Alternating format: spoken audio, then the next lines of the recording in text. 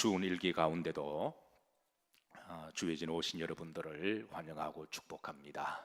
잘 오셨습니다. 이 밤에 우리에게 주시는 주의 말씀은 이제 주의 날이 도둑같이 오리니라고 하는 말씀 제목입니다.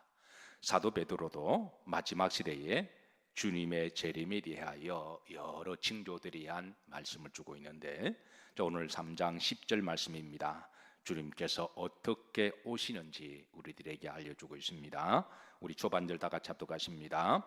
그러나 주의 날이 도둑같이 오리니 그랬습니다.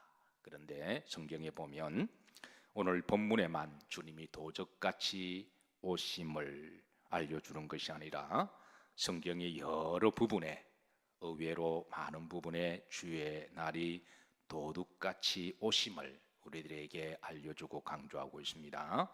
자, 데살로니가전서 5장 2절입니다. 자, 다 같이 합독하십니다. 주의 날이 밤에 도둑같이 이를 줄을 그랬습니다. 그리고 나서 또 계시록 3장 3절에도 또 말씀을 주고 있습니다. 합독합니다. 그러므로 내가 어떻게 받았으며 어떻게 들었는지 생각하고 지켜 회개하라. 만일 깨지 아니하면 내가 도둑같이 이르리니 그랬습니다. 주님이 직접 하신 말씀입니다. 도둑같이 이를 것이다. 계시록 16장 15절에도 주님께서 다시 반복하십니다. 따라서 하십니다. 보라, 내가 도둑같이 오리니 그랬습니다. 자, 그런데 왜 주님이 오심을 도적같이 비유를 하셨을까요? 우리가 기본적으로 이제 도적이 올 때는 내가 언제 어느 시에 통보하고 가는 도적은 없습니다. 이 도적의 비유를 통해서 이제 주님이 아무도 모르게 언제 어디서 오실지 모르는 것을 강조하기 위해서 이제 도적같이 오시는 것으로 비유하고 있습니다.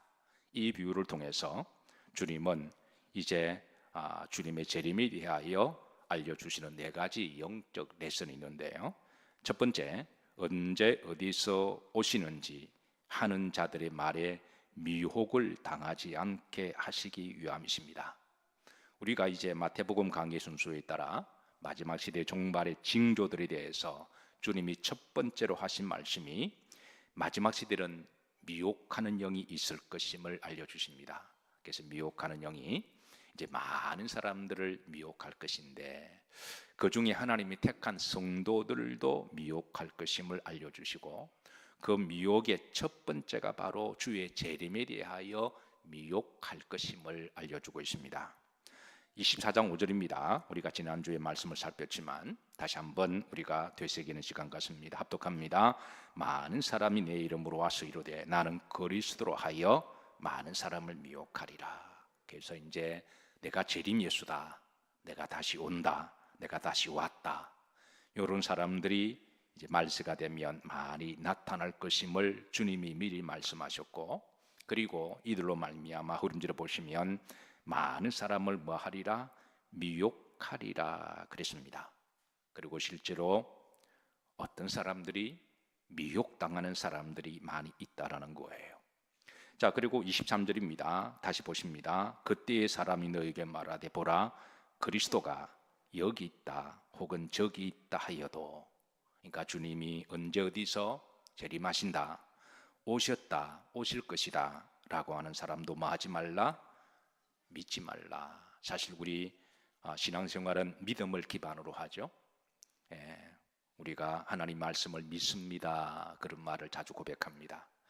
믿음은 참 좋은 것이지만, 그런데 미혹하는 영이 믿음조차도 오염시켜서 잘못된 것을 믿게 함으로 믿음을 변질시키는 그런 영적인 역사도 있음을 알고, 그래서 우리가 믿어야 할 것은 믿고 믿지 말아야 할 것은 믿지 않는 것이 바로 영적인 분별력이 필요하다는 것이죠. 그래서 이렇게 영적으로 분별하시기 위해서 주님이 미리 말씀하셨습니다. 미리 말씀하셨음에도 불구하고 미혹당하는 사람들은 어리석기도 하지만, 어리석다고 해서 그 사람의 책임이 면책되는 것은 아닙니다. 그래서 미혹당하는 영도 나쁜 영이지만 미혹당하는 사람도 어리석은 사람들이고, 왜? 주님이 이미 미리 말씀하셨기에. 그래서 그 사람들도 그 말한 대가를 지불하는 안타까움이 있습니다. 다시 26절에 보십시다. 여기 보시면 중반절에 있습니다. 보라, 그리스도가 어디에 있다 하여도, 광야에 있다 하여도 뭐 하지 말고 나가지 말고, 보라 어디에 있다 하여도 골방에 있다 하여도 뭐 하지 마라, 믿지 말라. 아주 우리들의 기억 속에 약간 희미해지지만 그 약간의 기억을 다시 복기를 하면, 한때 우리나라를 떠들썩하게 했던 사회적 문제가 되고 국가적인 문제가 되고 온 매스컴이 난리가 났던 다미선 교회, 여러분 기억하시죠? 그때에 어느 장소 어느 시를 지정하고, 그때에 믿지 않는 사람들이야 미혹당하는 것은 이해를 하지만 심지어 교회들조차도 들썩들썩거려서 흰 옷 입고 거기에 쫓아간 사람들이 대부분 교회 다니는 사람들이라는 거예요. 우리 기독교의 신앙이 이 정도로 허약한 것인가? 말씀이 이 정도로 허약한 것인가? 우리가 성경을 조금만 더 관심 있게 눈여겨봤고 설교를 들었다면, 이미 주님이 여러 번 말씀하셨잖아요. 그럼에도 불구하고 거기에 어디 온다라는 말을 듣고 흰 옷 입고 쫓아간 사람들을 보면 그냥 미혹당하는 것으로 끝난 게 아니라 그것 때문에 말미암아 그 가정이 풍지박산이 되고, 그 믿음도 나중에는 오히려 역설적으로 주님의 재림에 대해서 냉소적으로 바뀌는, 그래서 그 좋은 믿음을 불신앙으로 바꿔버리는 그런 일들이 일어나게 되었습니다. 그때 얼마나 많은 교회들이 흔들렸나요? 그 에너지를 모아서 우리가 교회가 더 화목하고 또 우리가 복음을 전도하고 또 열심히 헌신하는 데 있었으면 얼마나 좋았을까요? 괜히 쓸데없는 일에 그냥 부스럼을 뜨고 휩쓸려 가지고 그래서 미혹받았던 역사적 교훈이 있으니까, 자 다시 한번 우리가 잘 알고 있는 말씀이지만 앞으로도 그런 일이 혹이라도 있게 되면, 여기 있다 저기 있다 이런 일이 일어나게 되면 여러분 잘 분별하시기를 주의 이름으로 축복합니다. 이제 앞으로는 이제 그런 일이 없어야 되겠지만, 그런데 또 틀림없이 또 그런 일에 미혹당하는 사람이 있을 거예요. 예. 자, 주님은 주님의 재림하심에 대해서 번개로 비유하십니다. 자, 27절입니다. 마태복음 24장 27절 합독합니다. 번개가 동편에서 나서 서편까지 번쩍임같이 인자의 마음도 그러하리라. 도적 비유와 번개 비유는 이제 그날과 그 시를 아무도 아는 사람이 없이, 그날과 그 시를 주관하시는 분은 누구시다? 하나님이시기 때문에 하나님이 때가 되시면 오심을 알려주고 있습니다. 실제로 초대교회에 주님의 재림에 대해서 남발하고 남용하는 이들이 많았습니다. 특별히 어떤 사람들은 자신이 직접 하나님의 계시를 듣고, 저희 직통계시라고 이야기하죠. 내가 하나님으로부터 직접 들었다. 그러므로 자신을 이제 신앙적으로 이제 우상화시키고 자신의 믿음을 그렇게 신비한 존재로 그렇게 포장하기 위해서, 그래서 어떤 사람은 나는 하나님과 직통 계시를 한다라고 하면서 어디서 온다는 장소적 계시를 언급하고 또 언제 올 것이라고 하는 날짜적 계시를 언급한 이들이 들어 있었습니다. 사실 이들의 말은 상당히 구체적이기 때문에 많은 사람들이 여기에 솔깃하고 미혹당하는 이들이 있었는데, 그래서 사도 바울은 혹 주님의 재림이 언제 어디서 온다고 하면 그런 아주 구체적인 말로 인해서 미혹당하지 말라, 그렇게 미리 알려주신 것이죠. 데살로니가서 5장 1절입니다. 다시 한번 합독합니다. 형제들아, 때와 시기에 관하여는 너희에게 쓸 것이 없다. 그러니까 사도 바울이 주님이 언제 오신다, 어느 장소 시기에 관해서는 내가 너희에게 말할 게 없다. 그거는 전적인 하나님의 소관이고, 분명한 것은 2절입니다. 주의 날이 밤의 모까지 도적같이 이르실 것이다 그랬습니다. 그러니까 주님의 재림은 어느 특정한 사람에게만 말씀해 주시는 것이 아니라, 어느 특정한 사람에게 이제 하나님의 계시를 독점하게 하는 것이 아니라, 주님의 재림은 전 지구적인 사건으로 순식간에 혼련이 일어나는 사건이기 때문에 그때는 아무도 모르게 임하심을 알려줍니다. 고린도전서 15장 51절입니다. 합독합니다. 보라, 내가 너희에게 비밀을 말하노니 우리가 다 잠잘 것이 아니요 마지막 나팔에 순식간에 혼련이 다 변화되리니.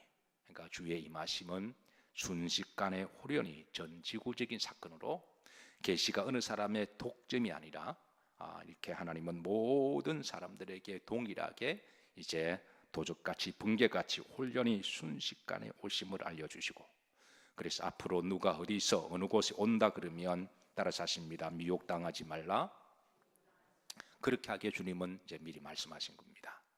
자, 이렇게 말씀을 함에도 불구하고 또 앞으로도 또 이렇게 미혹당하는 사람들이 많이 있을 것은 왜 그러냐면 마지막 시대에 미혹하는 영들이 있을 것이지만 안타깝게도 의외로 많은 목사님들이 이 종말에 관한 계시록의 말씀을 잘 가르쳐주지 않기 때문에 그렇습니다.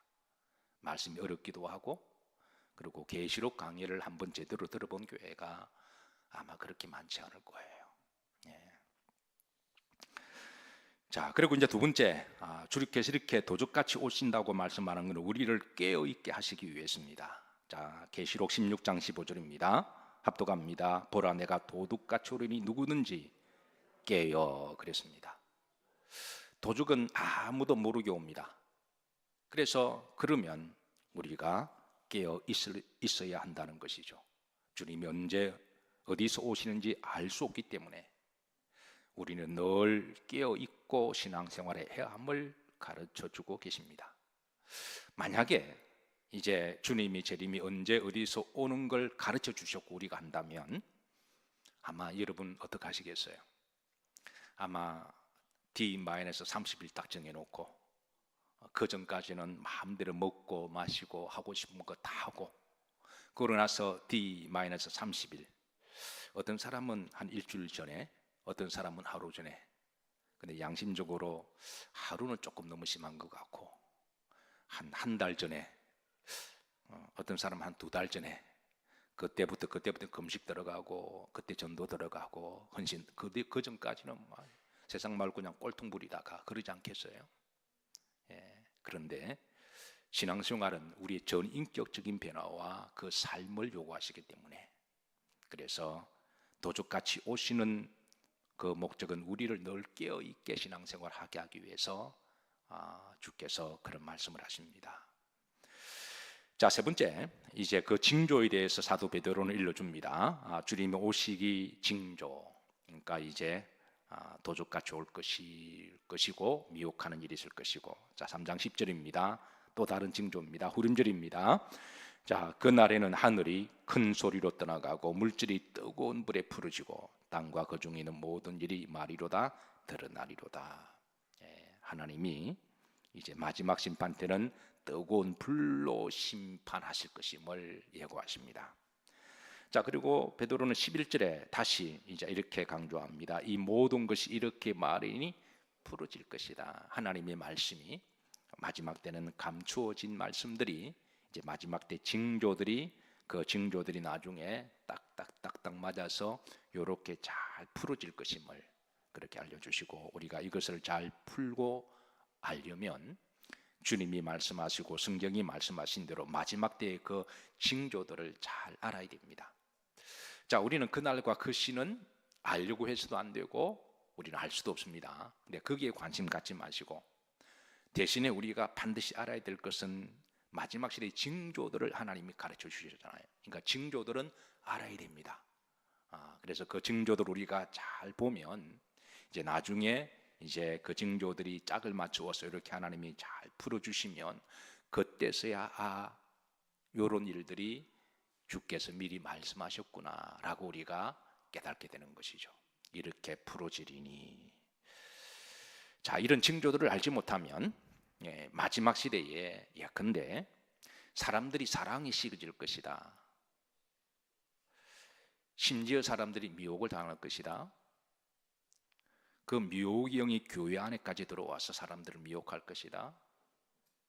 사람들이 사랑이 식어져서 율법화가 되고 책망하고 비판적이고 싸우고 분쟁하는 일이 교회에 있을 것이다. 이거를 모르면 어떤 사람들은 교회가 어떻게 사랑이 식어질 수가 있고, 교회가 어떻게 분쟁하고 싸울 수가 있어, 어떻게 목사님이 장로님이 이단에 넘어갈 수가 있어, 난리와 난리의 소문이 있을 것이다.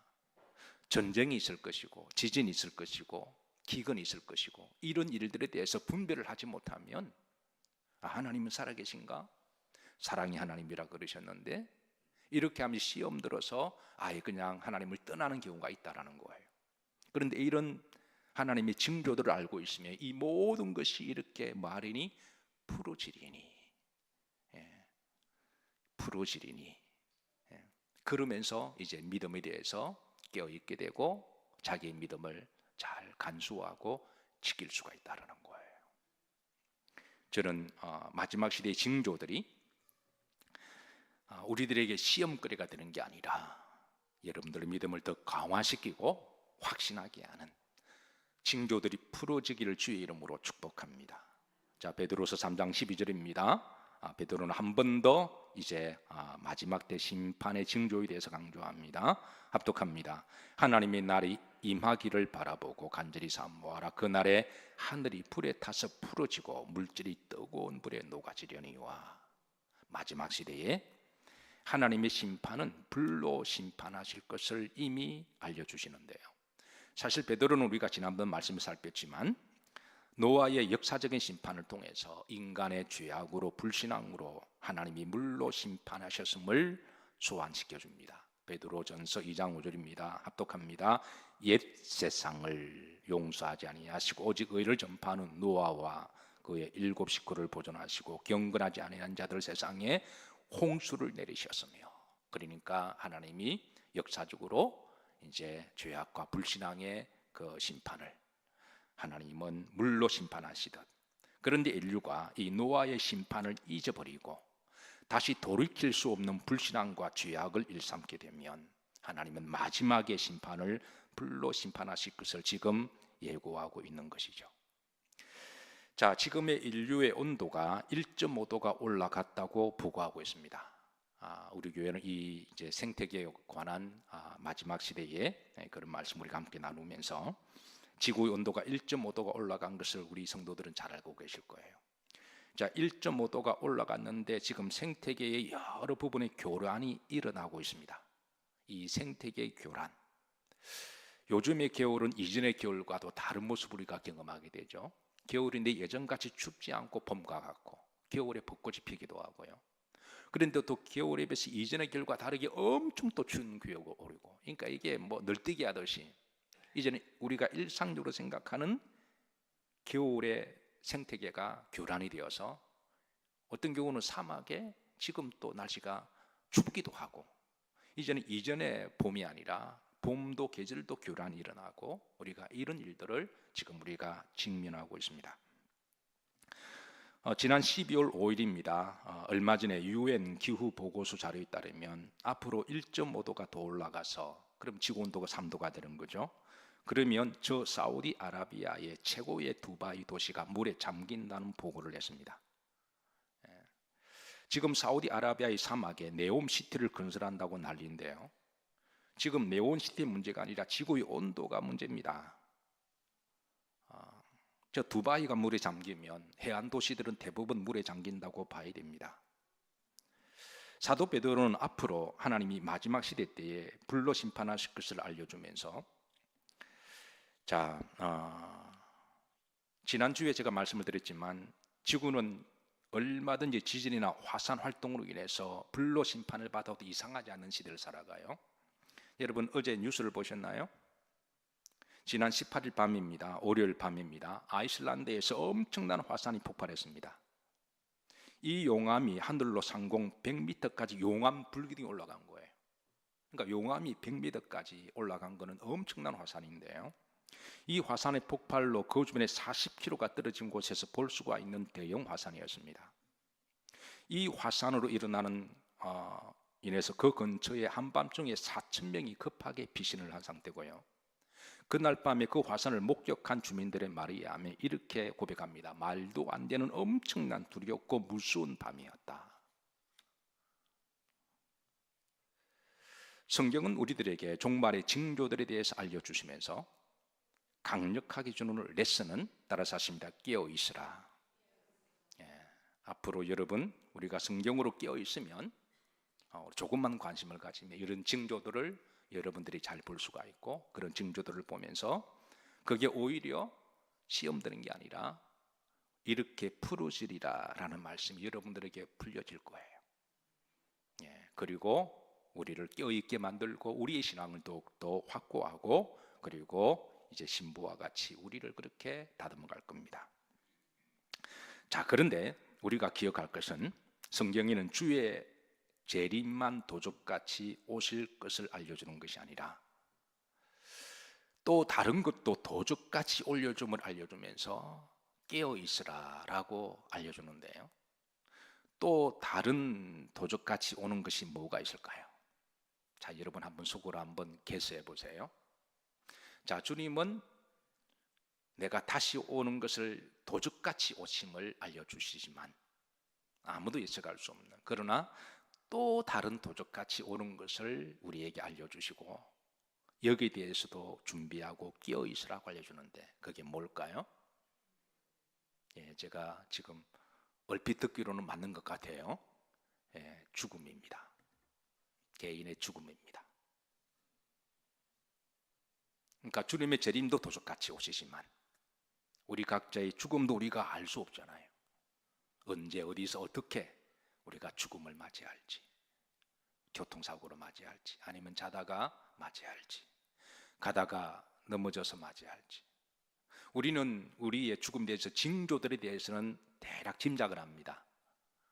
이런 징조들, 그게 징조가 되는 질병일 수도 있고요.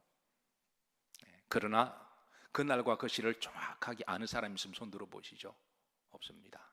자, 여러분 누가복음 12장 20절에 보면 여기에 한 부자를 소개하는데요, 주님은 이 부자에 대해서 어리석은 부자다라고 주님은 그렇게 별명을 붙여주십니다. 그런데 자, 20절입니다. 답독합니다. 하나님은 이루시되 어리석은 자여 오늘 밤에 내 영혼을 도로 찾으리니. 그러니까 이 부자가 머리가 나빠서 어리석다라는 말은 아닌데, 사실 부자가 되려면 머리 똑똑해야 됩니다. 돈 벌려면 아무나 돈 버는 게 아니에요. 머리가 똑똑한 사람이 돈 벌죠. 그리고 돈을 모으는 것도 아무나 모으는 게 아닙니다. 성실하고 아끼야 모으죠. 이런 점에서 이 부자는 세상적으로는 똑똑한 사람이에요. 근데 주님은, 하나님은 이 사람에 대해서 어리석은 자고 말하는 것은 이 사람은 자신의 죽음에 대해서 전혀 준비하지 않았다는 거예요. 자기는 돈만 있고 맛있는 거 먹고 관리 잘하면 오래 살 줄 알았던 것 같아요. 그래서 내가 잘 먹고 잘 쉬자, 국관을 지으리라. 그러니까 인생 설계는 완벽하게 다 끝냈지만, 근데 하나님은 그날 밤에 그 사람의 영혼을 거두어 가신 거죠. 그래서 자신의 죽음을 생각하지도 않고 준비하지도 않고 깨어있지도 않은 삶에 대해서 하나님은 이 사람을 향하여 어떤 사람이다, 이건 어리석은 사람이라는 거예요. 그리고 죽음으로 끝나는 게 아니라 죽음 이후의 삶을 준비하지 않았기에 이 사람은 영원히 지옥에서 심판받는 그런 심판이 남아있는 것이죠. 그래서 우리 성경에 보면 주님이 도적같이 오시리라. 제가 이걸 역사적인 종말이라고 말씀을 드려요. 우리가 종말론을 이야기할 때는 역사적인 종말이 있고, 그건 주님은 때가 되면 알아서 오실 것이고, 그러나 개인적인 종말도 있으면 우리가 결코 잊어서는 안 됩니다. 개인적인 종말은 우리의 육신의 죽음을 이야기하는 것이죠.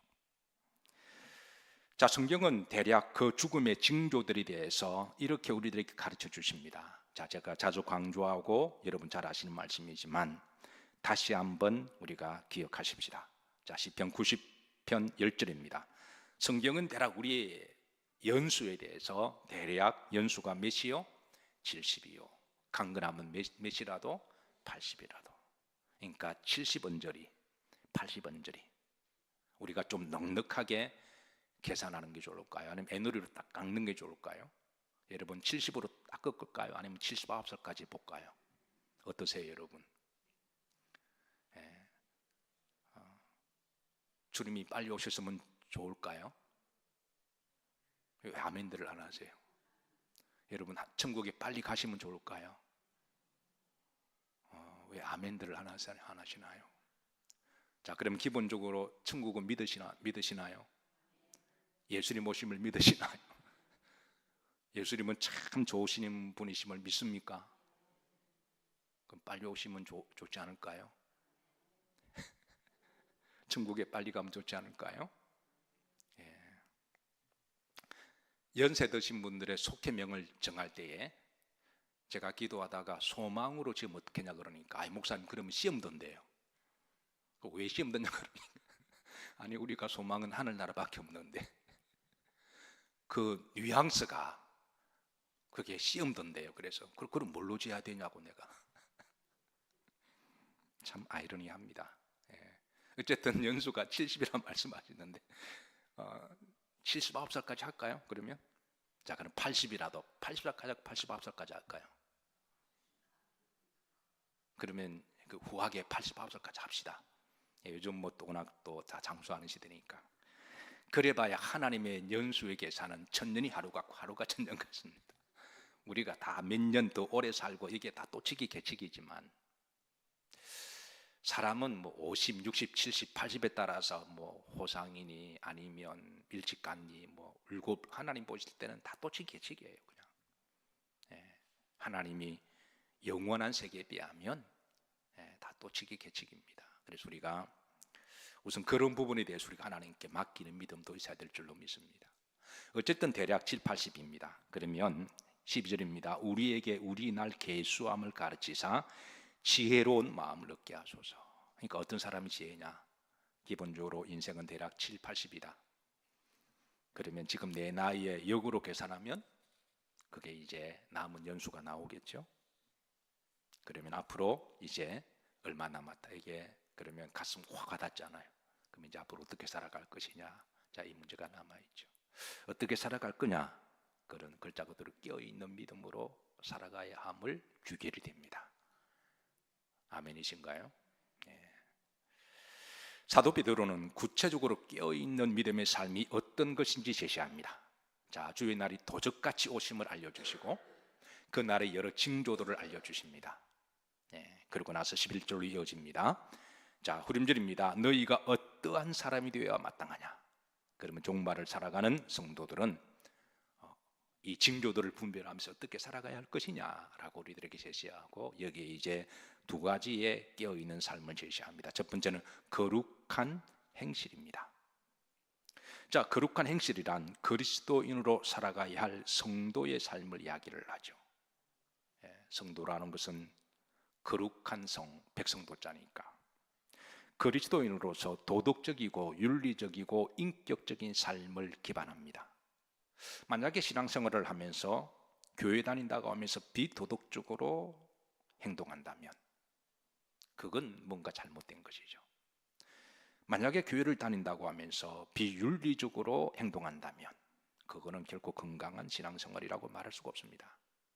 만약 교회를 다니면서 비인격적으로 살아간다면 그건 자신의 신앙을 다시 한번 되돌이켜 봐야 합니다. 사도 바울은 이 거룩한 성도의 행실에 대해서 좀 더 구체적으로 로마서 13장 13절에 제시를 하는데요. 자, 한번 다 같이 합독하십니다. 낮에와 같이 단정히 행하고 그리고 6가지를 제시합니다. 자, 그리고 거룩한 행실, 단정히 행하는 것.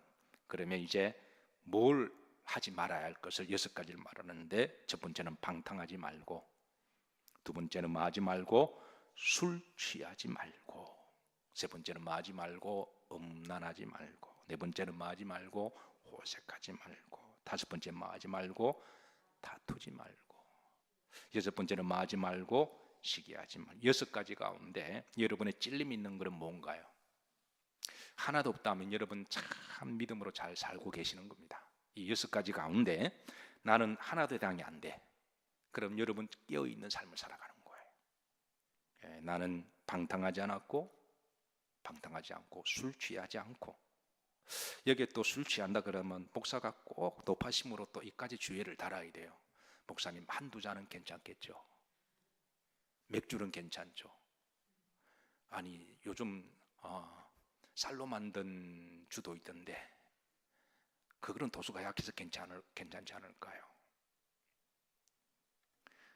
근데 저는 여러분 술은 조금만 들어가도 취하는 거 아닌가요?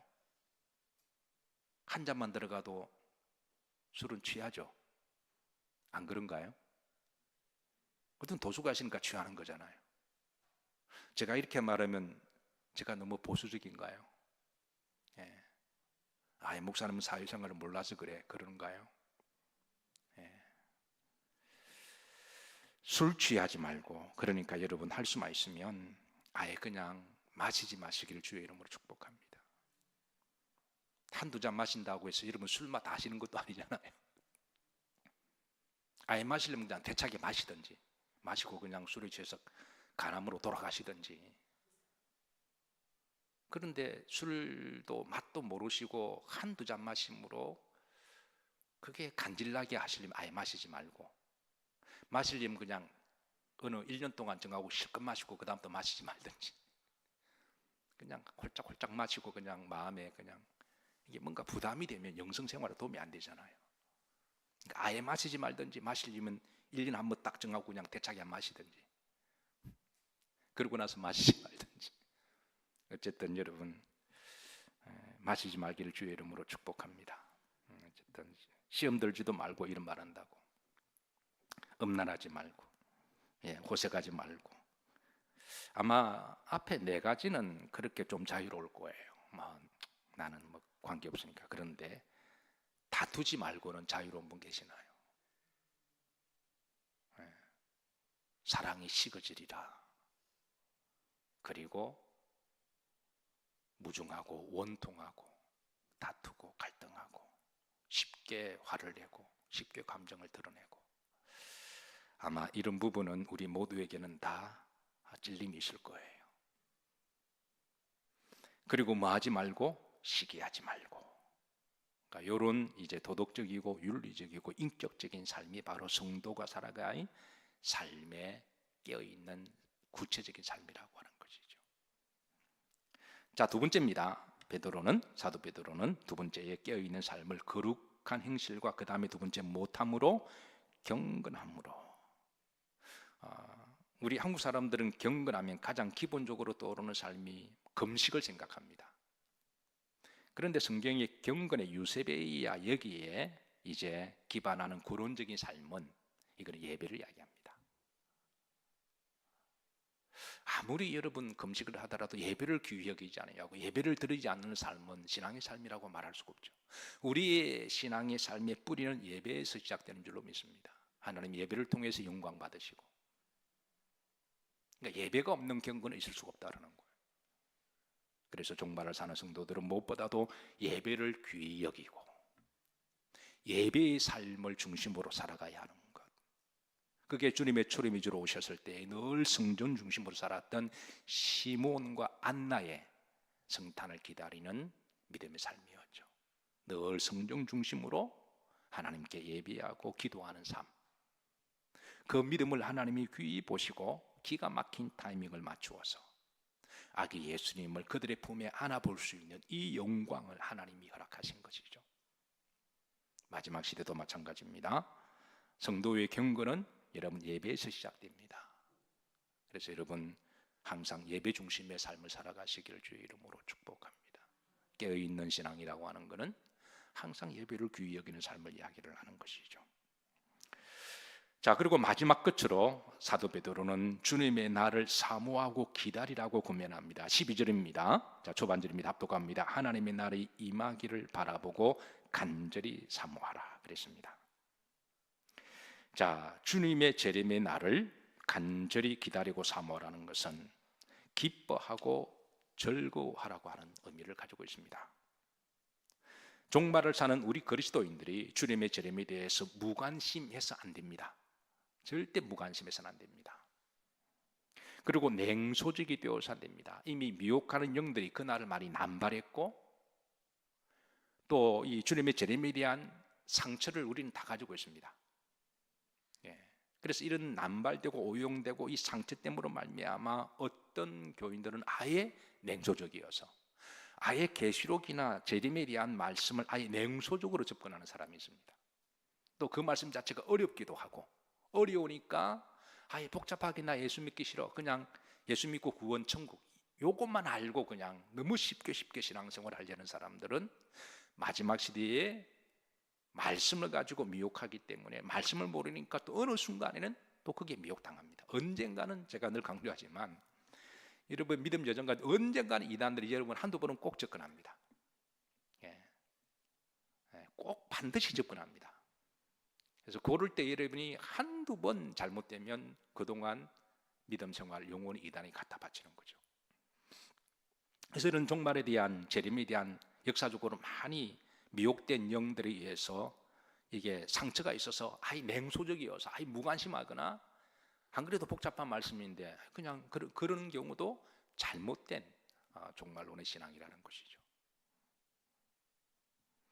주님이 언제 어디서 온다고 하는 그런 잘못된 종말론에 미혹돼서도 안 되고, 반대로 또 어떤 사람은 종말이 없을 것이다 라고 하는 이런 태도도 잘못된 것입니다.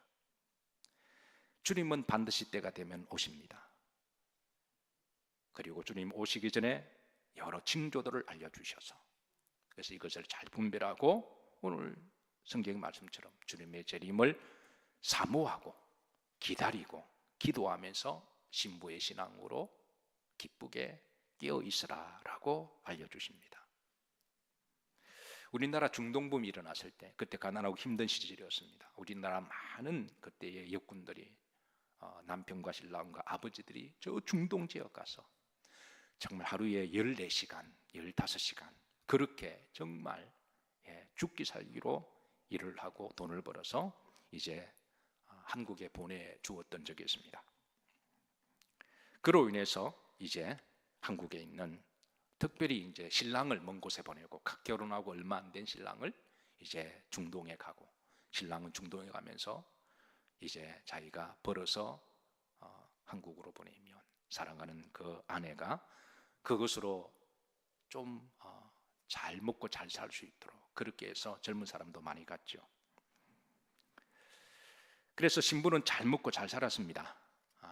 뭐 먹는 걱정 없고, 그리고 사는 걱정 없이, 그래서 그 돈을 모아서 냉장고도 사고, 그리고 집도 사고, 아파트도 사고, 귀한 시절에 그걸 사고, 그리고 또 뭐 그때는 달러 워낙 많이 벌었으니까 그때 뭐 환율 계산하면 뭐 엄청난 돈이었죠. 그래서 여유가 있어서 그 돈과 친구들과 함께 커피숍도 가서 그렇게 비교적 여유 있게 행복하게 잘 살았습니다. 그것까지는 좋았습니다. 자, 그런데 어느 날 신랑이 돌아온다라고 이렇게 편지를 보냈습니다.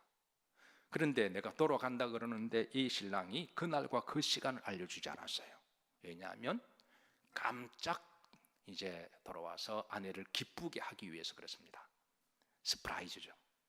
의도적으로 내가 언제 간다 하지 아니하고 이제 내가 돌아갈 때가 되었다라고만 편지를 한 거예요.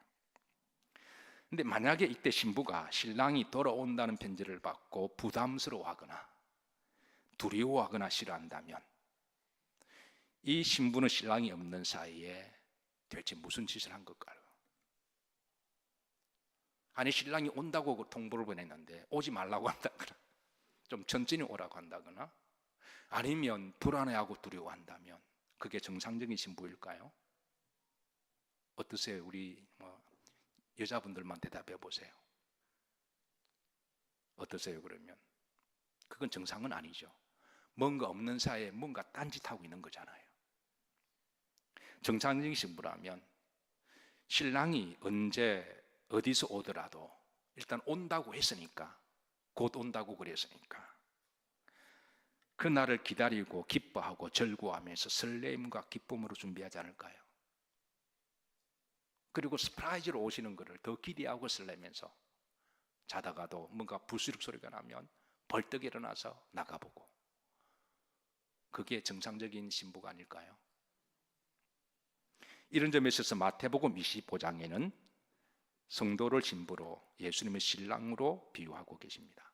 25장 1절 합독합니다. 그때 천국은 마치 등을 들고 신랑을 맞으러 나간 열 처녀와 같아.